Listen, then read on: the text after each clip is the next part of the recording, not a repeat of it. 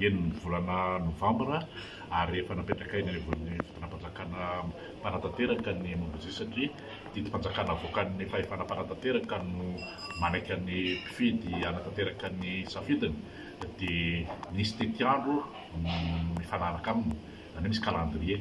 ka io calendrier io dia mifandraika amin'ilay nofaritany lalàna hoe raha tratra aoriana indrindra dia 90 andro alohan'ny valinandro mpifidianana raha tratra aoriana indrindra no ivoahany didim-panjakana manaiky ny mpifidy anatanteraka ny safidiny ka raha lefa faheniny volana novambra no faritana volavolakevitra aty aminay fa anatanterana fifidianana ny faheniny volana aogositra zany raha tratra aoriana indrindra tokony hivoaka ny didim-panjakana manaiky ny mpifidy hifidy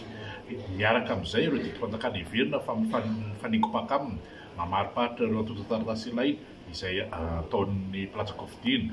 mandrindra ihany koa na mamaritra ny antobola sy sisy ka raha le tety andro ny faritanay dia tsy mbola misy mihitsy hatreto hoe fanahinany tsy ahatanterahan'le fifidianana na tonga n'le resaka hoe 9 jolay dia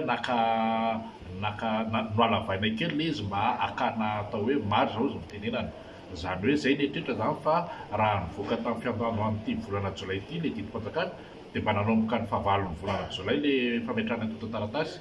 izay tsy midika hoe rehefa tsy tanteraka zay dia tsy azo totosaina intsony araka ny teniko teo ny fahaeniny volana aogositra raha tratra aoriana indrindra ka raha ny gouvernement ankehitriny izay mamita ny asany andavanandro no resantsika dia marina zay fa mbola tsy afaka manao an'izay ireo fa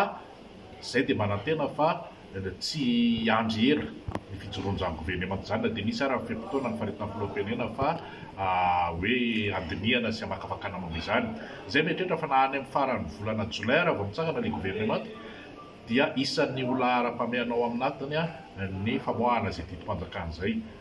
dia mba tsy